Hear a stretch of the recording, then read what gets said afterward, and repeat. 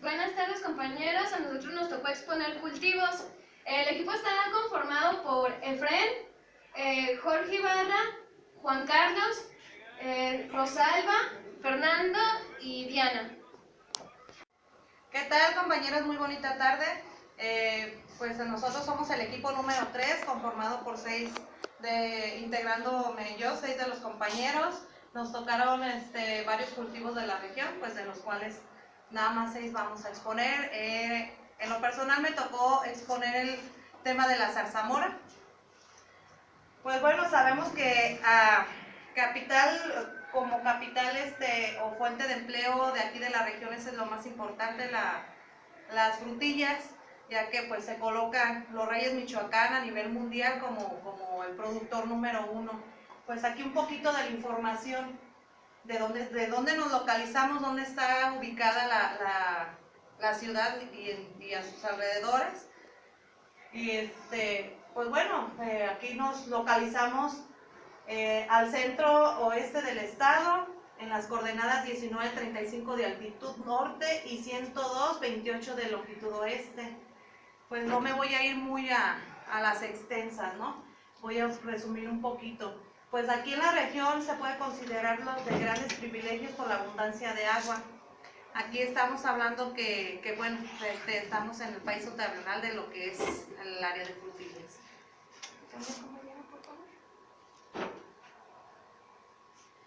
Pues bueno, la zarzamora requiere un clima, sí se ha comprobado que es una de las frutillas más resistentes a cuanto a temperaturas o a climas o ambientes, pero sí de alguna otra forma para nosotros poder producir la calidad que requiere la zarzamora, pues sí se requiere de su clima templado y con algunas partes tropicales.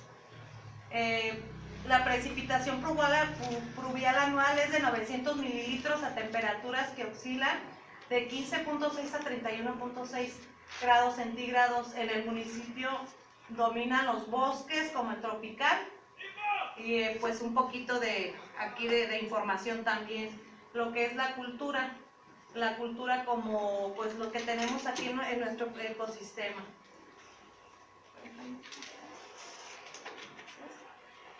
Los suelos por lo general son profundos para poderse dar este tipo de fruta, aunque pues hay delgados y pedregosos, otros en la región se les conoce como el topuri, aquí en nuestros suelos, y pues el color va de pardo amarillento al pardo oscuro y el pH es arcilloso y con buena permeabilidad, que también es uno de los factores por el cual de alguna otra forma ha sido un éxito en este ámbito el tema de las frutillas. La botánica, pues la zarza, sabemos pues lo que es el arbusto con las ramas espinosas, que hay ahorita pues varias, son alrededor de 350 variedades las que hay de la zarzamora.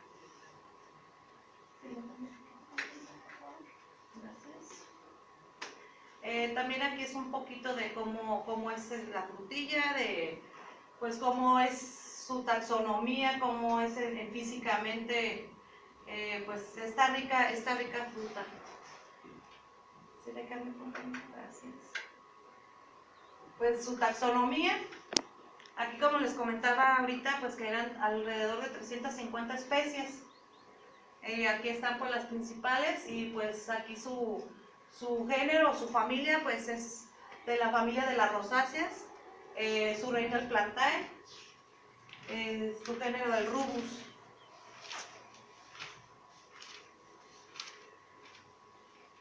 Pues aquí cómo se distribuye, aquí pues se puede apreciar, aquí como nos comenta este documental, que de hecho es sacado de aquí de la región de todo lo que requiere la zarzamora para que tenga un buen éxito y manejo para su expansión. Pues es una planta muy invasiva, muy fácil de crecimiento, muy rápido, y con un buen manejo pues se puede hacer mucho con esta frutilla. Pues el clima, su clima óptimo para el cultivo de las moras es relativamente fresco. libres de lluvias en periodo de cosecha y con frío invernal de 800 a 1200 horas frío, que es lo que se requiere para que sea un buen proceso de cultivar la mora y la zarzamora. El factor climático o limitante para que la zarzamora es el frío, las heladas que muchas veces llegan a decir que nos caen aquí las heladas, o también en otras áreas de las frutillas, pues es uno de los principales factores que dañan a este tipo de frutillas. Pues en los suelos son muy adaptables, se adaptan a varios tipos de suelos, siempre que estos sean permeados y no muy alcalinos ni muy arcillosos, pero ricos en materia orgánica. Y aquí pues sabemos que el pH ideal para que sea un buen cultivo pues debe de ser de 6 a 7.5 de su pH. La plantación, pues como primera medida es importante asegurar que el material de la plantación esté libre de enfermedades, que tiene que estar bien desinfectado, pues para de ahí no se desencadena una serie de bacterias o X a la planta desde un inicio. Las distancias de plantación pues están entre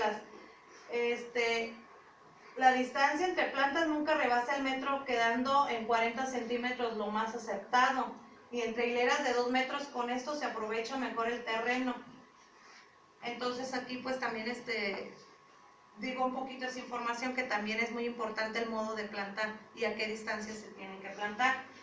La época de plantación, la mejor es a fines del invierno, a principios de la primavera. Y la orientación de las hileras pues también es muy importante, porque a veces notamos que muchas huertas en ciertas áreas sí tienen mucha producción y en otras se ve más lento su proceso. Pues aquí las hileras o la sulcada, la cual se recomienda que sea de manera perpendicular a la trayectoria del sol, es decir, de norte a sur. Entonces de esta forma pues va a ser la mejor y la adecuada para su plantación. Bueno, pues aquí para poder agilizar un poquito y darle a los compañeros, pues también puse la información sobre el sistema de soporte, la postación, también cómo debe de ir todo bien desde el hecho, desde que se inicia la plantación. La fertilización, pues la adecuada fertilización se realiza según una pauta de análisis de suelo y foliar. Si no se hace este análisis, un buen indicador de los requerimientos nutricionales del cultivo sería el crecimiento de la planta. Pues sabemos que el nitrógeno pues es uno de los principales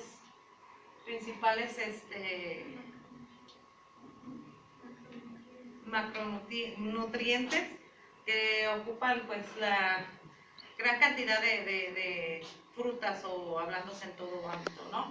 Pero que también de alguna otra forma tiene que estar controlado, porque si no pues eso da entrada a las plagas. Y pues aquí de un poquito de información de cómo se debe de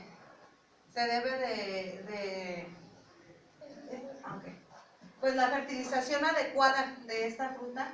Después de plantar se puede aplicar una dosis de base de nitrógeno con urea, y pues aquí estamos dando las cantidades.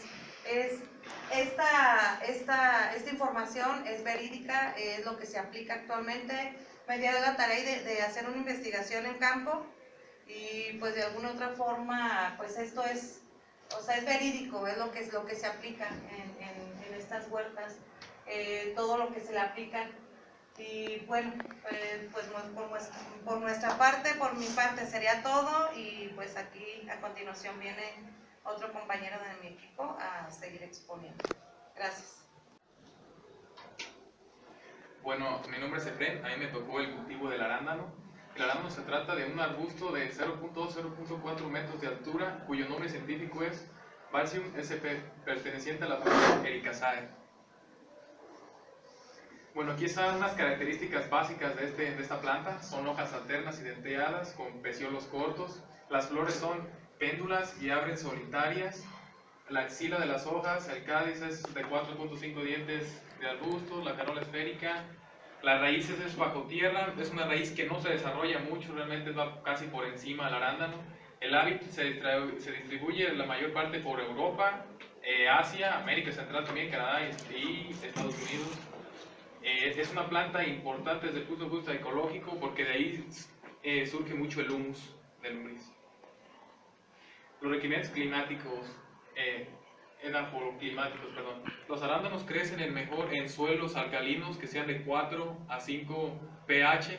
Su tierra óptima es arenosa a francoarenosa. Difícilmente se da en tierras de topuria o algo así. El arándano es más de arena. Es una planta a diferencia de otros berries, esta planta es a un pH casi estable de 4 a 5. Si pasa o es mínimo o más, prácticamente no se da. Un mal manejo de agua puede provocar el crecimiento escaso de la producción de la fruta y exceso de ramas secas. Bueno, aquí está una imagen de los suelos que le decía. Suelo ácido, liviano. Plagas y enfermedades. La principal que daña al arándano sin duda son las aves, los pájaros. Por eso se utiliza mucha la malla sombra en este cultivo. ¿Por qué? Porque cuando está en fruta llegan las aves y te piquetean la fruta y ya. Otra que es muy importante, la septorosis, que es una enfermedad cuyos síntomas se observan apareciendo en las hojas, en el haz y raramente en el peciolo, simplemente en las hojas. Si no se atiende puede ser muy grave y puede deflorar la planta prematuramente. Los métodos de control, pues se aplica un producto que se llama cortanizol al 5% o clarisol al 50%. Ambos presentan como polvo, esporeo a un plazo de seguridad de 10 días. De 10 días de su aplicación después ya se puede cortar si está en producción. La antranosis es otra enfermedad, se produce cuando el fruto llega a la madurez. Las lesiones empiezan como pequeñas manchas ligeramente, o sea, puntitos que se le va haciendo a las bolitas, y si no se atiende también te puede echar a perder la fruta. Los métodos de control, vamos otra vez, son los productos, los septorosis, que incluyen cortisol, pero a un grado de 75% ya mucho más alto, igual en polvo, y su plazo de seguridad es a 10 días también. Aquí está la principal plaga, las aves, es daño, se comen la arana. Las variedades más comunes es el arándano azul, el arándano americano, el mata, el agrio acera, que es el más común, el arándano trepador o americano, y por último el arándano rojo, que es el más caro de todos.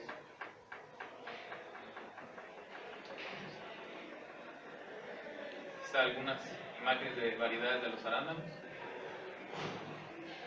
En la fertilización, el nitrógeno es lo que más se le aplica a esta planta para desarrollar raíces, claro, con buenos enraizadores, para que la planta vaya para arriba, pero siempre y cuando nunca debe dejar el fósforo ni el potasio.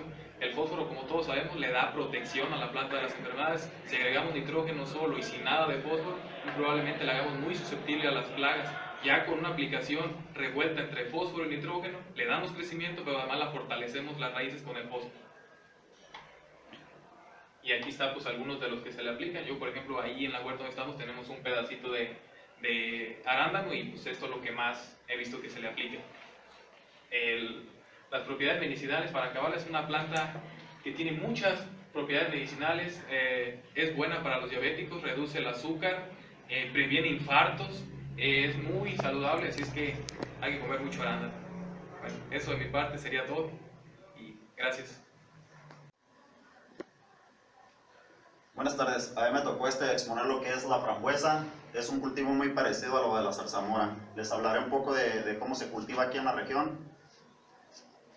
Primero hablaré un poco de su taxonomía. Es de la familia de las rosáceas. En esta familia hay bastantes géneros. Este es del rubus, y la especie más cultivada en la región es la variedad maravilla. Aquí en la región se cultiva en cierta cantidad, ya que Jalisco predomina al estado. Las exigencias del clima: los frambuesas son muy resistentes a los fríos, y para que su temperatura óptima debe de estar entre las heladas, pero que no sean muy exigentes. O sea que tiene que ser un clima frío, pero que llegue a cierta parte con un calor muy bueno.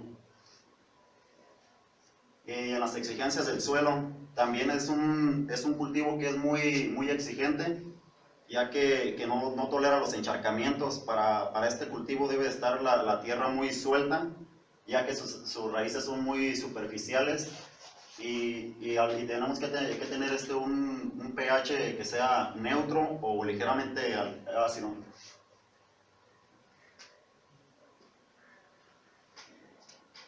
Aquí les pongo una muestra de más o menos cómo deben de estar los suelos, que deben de estar muy blandos para que este tipo de cultivo no se asfixie a falta de oxígeno o los encharcamientos sean muy severos. La propagación de esta planta es muy fácil, se utiliza de diferentes maneras. Lo podemos hacer por parte de semilla, pero en cuestión de dinero sale muy caro y tardan mucho en hacer esta propagación. La mejor ya puede ser por acodo o desahijamiento de planta madre. Y la plantación se debe de hacer entre hileras de 1,5 metros para tener espacio para los trabajadores y para tener que enredar lo que son los cargadores de esta planta. De separación de planta a planta tiene que ser de 20 a 30 centímetros. Para 1 hectárea se necesitaría entre 7,000 o 8,000 plantas. Aquí la plantación es como se las comenté, debe ser por desahijamiento de la planta madre, o puede ser por parte de esquejes, o si uno quiere también puede ser por la semilla, pero como les dije sale un poco más caro.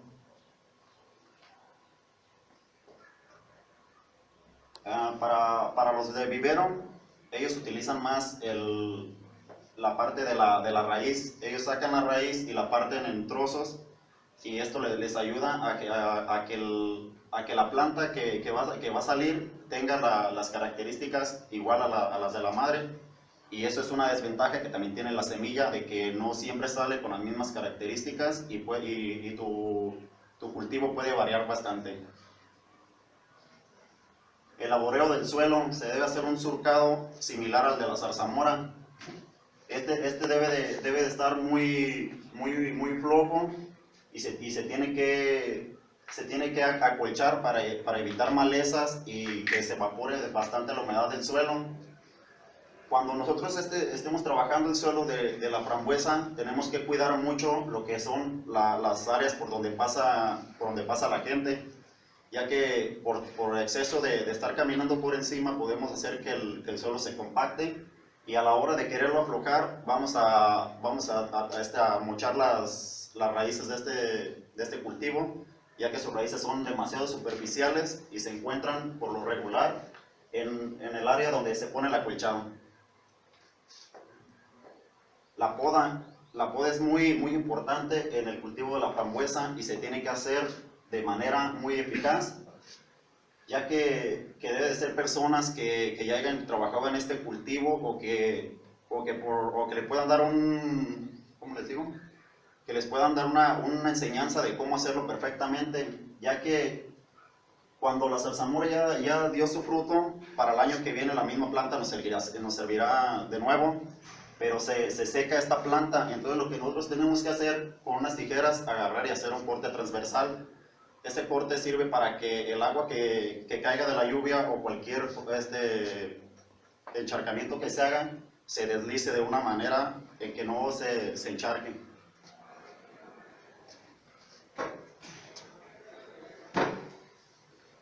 Los abonos orgánicos se deben de poner también a la hora de la plantación, ya que hace que nuestro suelo tenga un poco más de aire y sea más esponjoso la parte de donde vamos a hacer nuestra cama.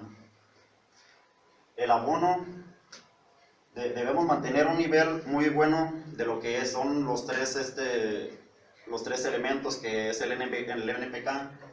El nitrógeno nos servirá para desarrollar el vástago, que crezca de una manera muy buena. La planta debe de llegar a medir entre 50 y 60 centímetros. Esto es lo ideal para poderla entrelazar entre el tercer cable o alambre. Y tenemos que aplicar también lo que es fósforo. El fósforo también nos ayuda mucho a que crezcan las yemas de esta planta y que las ramas se desarrollen de una manera muy eficaz y que a la hora de la producción tengamos bastante fruta. También tenemos que aplicar el potasio. El potasio nos ayuda a que la planta agarre también un poco de consistencia y también nos ayudará en ese crecimiento de las yemas axilares. En deficiencia de estos tres elementos, la planta puede ser muy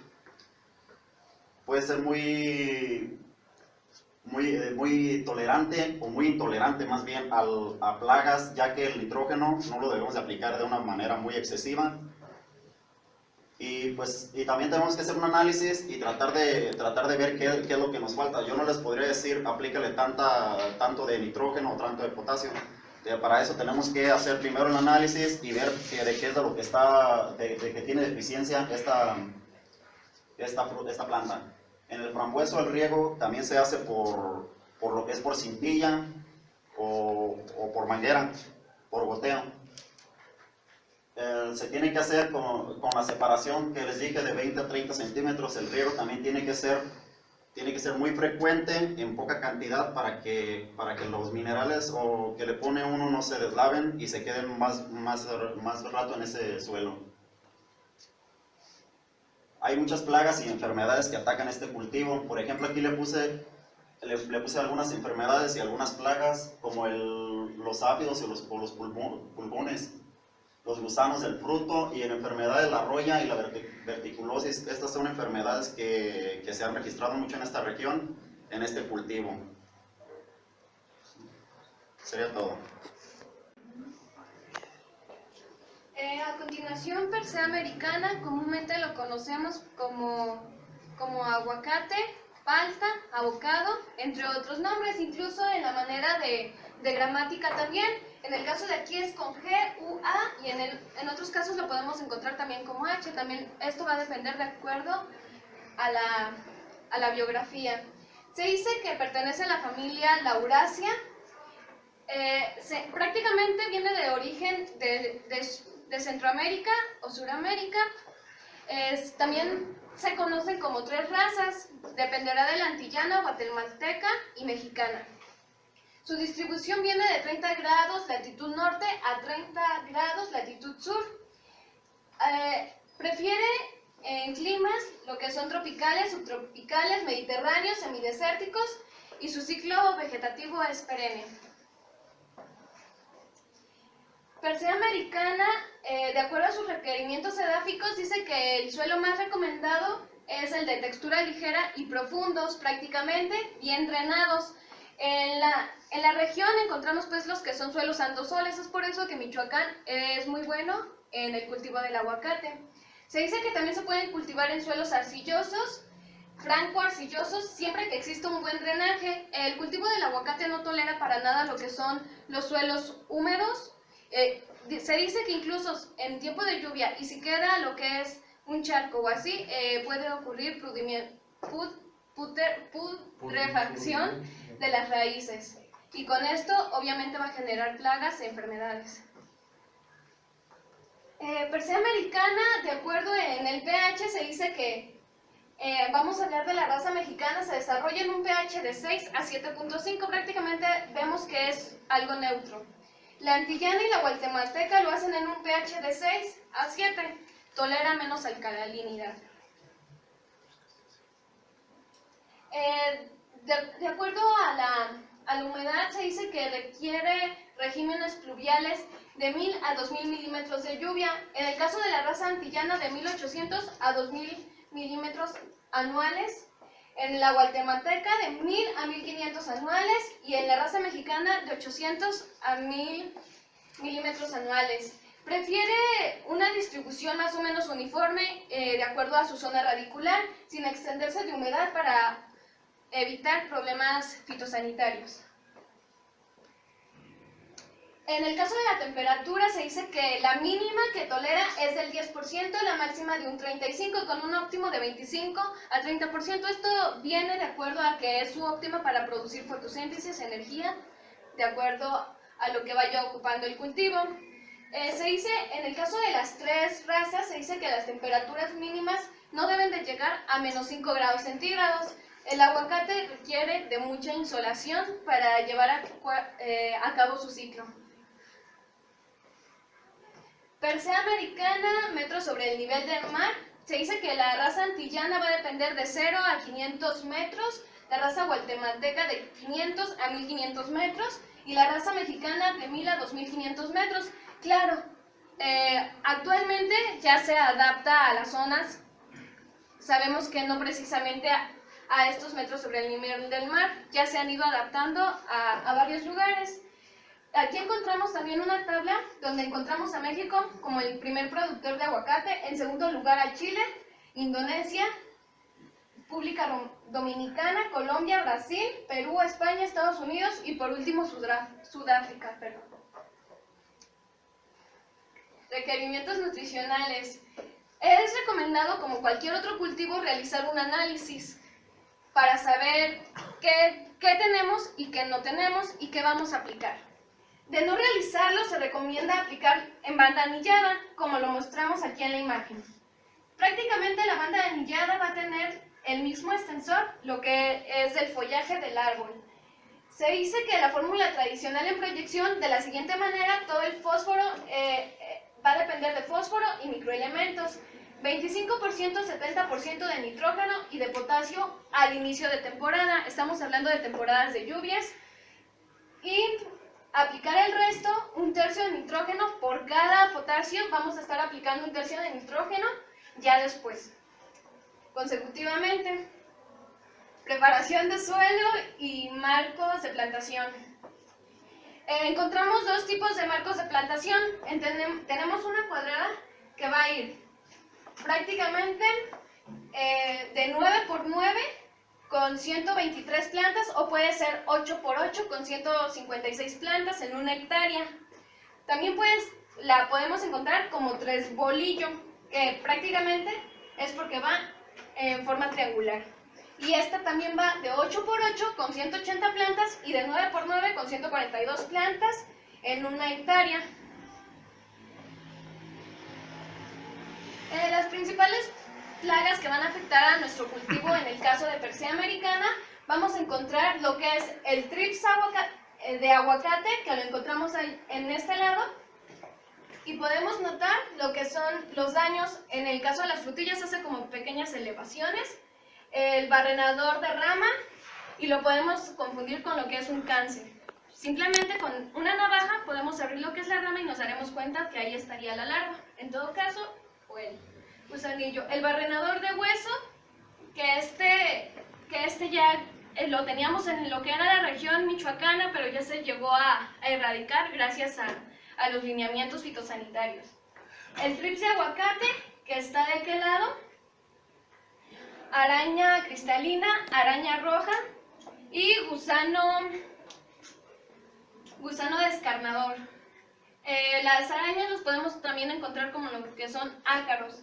Estos últimos 3 se encuentran en cuarentena. Y este último, el perforador del fruto, no lo tenemos en lo que es en Michoacán, pero sí en otros estados, como puede ser Puebla, Estado de México. De hecho, Jalisco, por eso no todos sus municipios exportan por lo mismo. Sería todo, y a continuación otro cultivo. Gracias.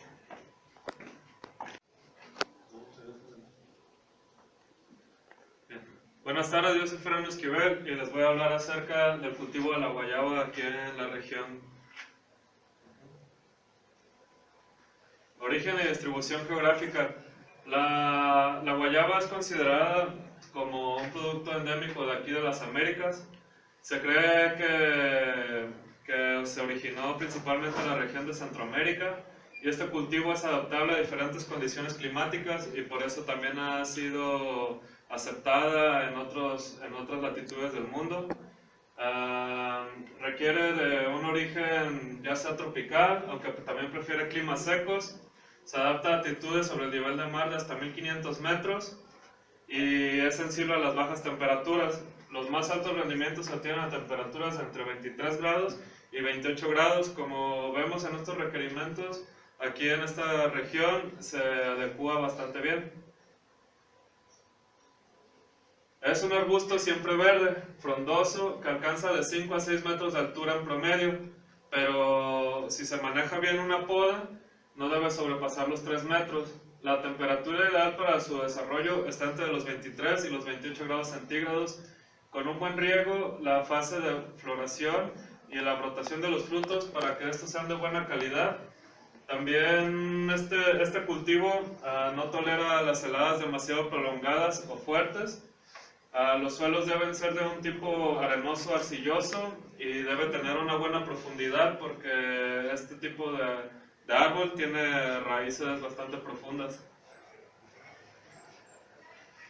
El tipo de suelo para su plantación, en suelos de tipos compactos o endurecidos es suficiente con su volteo. Es mejor establecer los guayabos en terrenos individuales. Es tolerante a suelos ácidos y alcalinos y se presenta en suelos con problemas de drenaje. Para frutos buenos se prefieren suelos fértiles, profundos, ricos en materia orgánica, ya que este tipo de arbustos se adapta a casi cualquier tipo de suelo, con un pH de 4.5 hasta 8.2, pero siendo el ideal siempre el 6 y el 7 como en otros cultivos. Las plagas que más afectan a la guayaba también son de tipo fongósico. Sin embargo, esta que es la más común, que es la mancha roja causada por la Pillostia piscicola en frutos de la guayaba o manchas de fruto. Y bueno, aquí podemos ver que es una mancha que le causa una cierta profundidad y ya cuando está así ya no es ya no alcanza a ser un producto, digamos, para la venta. La incidencia de este tipo de enfermedades de los hongos también es causante con síntomas que la manifiestan a simple vista. También tiene la antracnosis, los pulgones, los ácaros, la gallina ciega, el picudo de la guayaba y la mosca de la guayaba. Estos son muy fáciles de reconocer, las moscas y pulgones, porque por lo regular el control que se le debe aplicar cuando hay mosca no necesita ser del todo químico. También con agua con jabón también ataca a las moscas. Las vitaminas como la C es la principal que tiene la guayaba e incluso la tienen en más cantidad que algunos cítricos. Es por eso que también aquí en la región, durante la temporada de octubre hasta marzo, es muy fácil de encontrar este tipo de frutas por aquí. Y bueno, eso es todo de la guayaba. Gracias. Bueno, pues a mí me tocó exponer el cultivo de la caña de azúcar. ¿Sí? Tenemos del cultivo de la caña que sus características de la planta es que tiene un tallo que puede medir una altura de 6 metros, es lo máximo. Tejido esponjoso, dulce, con nudos y entrenudos. Tienen sus hojas que se originan en el nudo del tallo, los que se van creciendo y entre el nudo las va estirando y va quedando solo la cicatriz. Tenemos flor, que es una inflorescencia en forma de panícula, de pequeñas espigas sedosas, largas y vellosas. Cabe mencionar que esta puede ser hermafrodita, la flor. Tenemos una raíz con un sistema radicular, y consiste en dos tipos de raíces, que son las primordiales, que son delgadas, ramificadas, y cuando mucho pueden durar hasta 3 meses de vida estas raíces, que son las más chiquitas, como podemos ver en una imagen aquí, compañeros. La maestra no creo que las vea, pero pues sí, aquí los compañeros sí. Tenemos las permanentes, gruesas. Estas son gruesas, brotan de los tallos, son numerosas y de rápido crecimiento. Esas son las que le van creciendo, como dicen aquí, brotan de los tallos, van bajando como en el cultivo del maíz más o menos. Así se van extendiendo unas y ya de ahí son las que se quedan permanentes y donde absorbe todo, ¿sí? Vemos sí, son las características óptimas para este cultivo. Tenemos que es entre de su pH de 5 a 8%. Sí. La conductividad eléctrica tenemos que es de 1.7 para que sea su óptima. Humedad.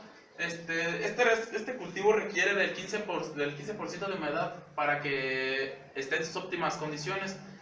Ya que si le aplican más, pues es mejor, porque por cada 0.5 mililitros, sí, por cada 0.5 mililitros de agua, produce 1 gramo de materia orgánica en tallo y 0.25 a 40 gramos de sacarosa, que es lo más importante en este cultivo. Tenemos para el suelo, tiene que ser un suelo franco arcilloso o arcilloso, ya que para ello, si está drenado, pues es bueno. Tenemos una de materia orgánica mínimo, pues máximo mínimo 2.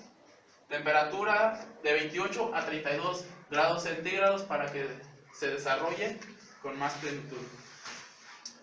Continuamos. Tenemos la taxonomía de la caña que pertenece al reino Plantae, división Magnopolita, clase Liliopsida, subclase Comelinidae, orden de las poales, Poalea, es de la familia Poaceae. Lo más importante pues que es la especie Officinarium. ¿Sí? Ya como podemos ver, aquí un pequeño ciclo que lo vamos a ver en la siguiente diapositiva. Y ya como tenemos el ciclo de este cultivo, que se hace en 4 fases, que tenemos la primera fase que se llama de germinación y crecimiento. En esta fase cabe mencionar que los riegos tienen que ser un poco mínimos para que no ahogues las yemas y así. Tenemos después lo que es la fase del ahijamiento, que viene siendo aquí fase de ahijamiento cuando empieza a crecer los brotes, a brotar la de esa, y ya empiezan a crecer las nuevas plantas de caña. También la tercera fase es la de que viene, que es de gran crecimiento, donde desde estar la planta normal tiene un crecimiento excesivo, por eso se llama de gran crecimiento. Y la última fase, que es la fase 4, que es la de maduración, donde la planta va a engrosar los tallos y conforme va creciendo más y se va espujando, pues la sacarosa la va concentrando un poco más. ¿Sí? Y la fertilización, no la traes, ahí en la diapositiva, tenemos que se recomienda aplicar nitrógeno en medias dosis en la caña de azúcar cuando es planta, la cantidad de 45 kilos por hectárea a 60. Los meses de octubre hasta mediados de noviembre, y cuando se cuenta con agua, esta fertilización se puede aplicar se puede adelantar 15 o 20 días. ¿Sí? Normalmente las dosis recomendadas para un cultivo, ya si no es en medias dosis, son de 72 a 115 kilos por hectárea del cultivo. Y pues por mi parte, pues es todo.